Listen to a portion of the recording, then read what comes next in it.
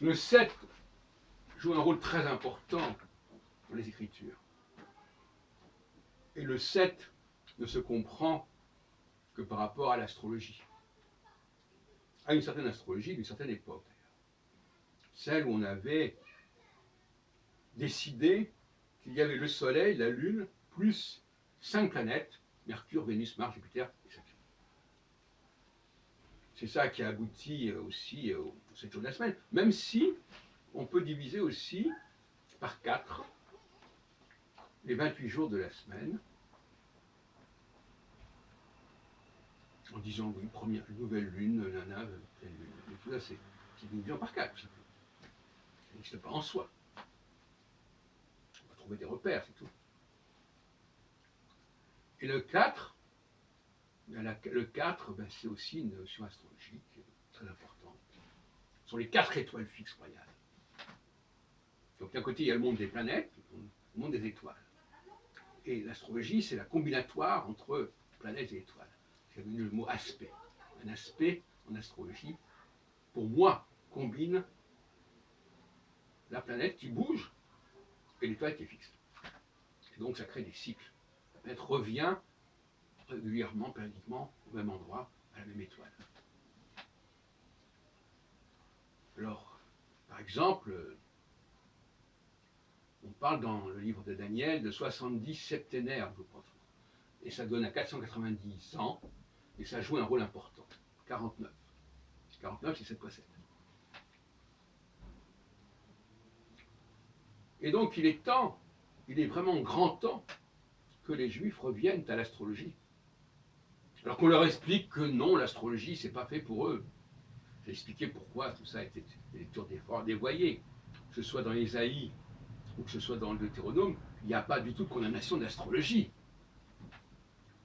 Il y a la condamnation de ceux qui ne reconnaissent pas que leur Dieu, pas Dieu en général, leur Dieu, le Dieu d'Israël, on va appeler comme ça si on veut, a organisé le monde, leur monde, pas l'univers dans sa totalité, mais leur monde, le monde de la Terre, le système solaire. Et les repères cosmiques qui peuvent être utilisés dans le système solaire. Parce que les étoiles ne font pas partie du système solaire. Mais on peut les utiliser, on peut les instrumentaliser dans ce sens. Donc, l'astrologie est très importante. Maintenant, comme je disais l'autre jour, ce qui est important, c'est de travailler sur l'astrologie, de réfléchir sur l'astrologie. Pas forcément d'arriver à la vérité, pas forcément arriver à maîtriser le système. La religion n'est pas liée nécessairement à un résultat, à une obligation de résultat, mais elle est liée à une obligation de moyens. Tous ceux qui se lancent dans l'astrologie, qui veulent trouver dans le cosmos une clé pour comprendre ce qui nous arrive, ou comment nous sommes structurés, ce qui nous détermine, obéissent à un culte qui rend hommage à ce Dieu d'Israël. Il faut éviter de se faire coincer en disant oui, vous faites de l'astrologie, ça donne quel résultat, etc. Peu importe. Le religieux n'a jamais eu une obligation de résultat. Ce qui ne veut pas dire qu'il ne faut pas chercher dans cette direction, bien sûr. Moi-même, je le fais. Mais toute personne qui se dit qu'il y a quelque chose à regarder dans le ciel pour comprendre le monde, et qui en plus reconnaît que ça a été l'œuvre d'un certain Dieu, d'un certain démiurge, comme dirait Platon ou Aristote, il est dans le droit chemin. Maintenant, est-ce que les Hébreux ont vocation particulière à explorer, à élucider, à dévoiler ce domaine? Peut-être, probablement. Il me semble, ça c'est autre affaire. Mais pour cela, il faut comprendre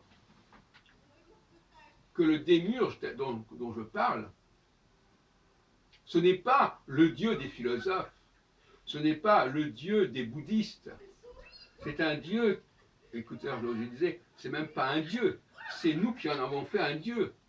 Ce sont des êtres créé. Ce n'est pas le Dieu d'origine. D'ailleurs, quand on lit le livre de la Genèse, Dieu créa la terre et la ciel. Quelle terre? Moi je dis, alors on peut le lire de plusieurs façons. Moi je dis, ce Dieu qui a créé notre monde à nous, pas qui a créé le monde en général. Notre terre à nous, notre ciel à nous, pas la terre en général, pas le ciel en général. Donc la révolution théologique, c'est de dire que ce Dieu, c'est un démiurge. C'est quelqu'un qui se présente à nous, c'est la Shérina, qui se présente à nous, qui s'invite à nous, et nous le reconnaissons. C'est quoi nous reconnaissons? Non. Nous décidons d'en faire un Dieu. Nous décidons de le diviniser, tout simplement. Et d'être fidèle à lui, et de rejeter les autres divinités, les autres conceptions de Dieu, les autres divinisations qui ont pu exister à toutes sortes de niveaux.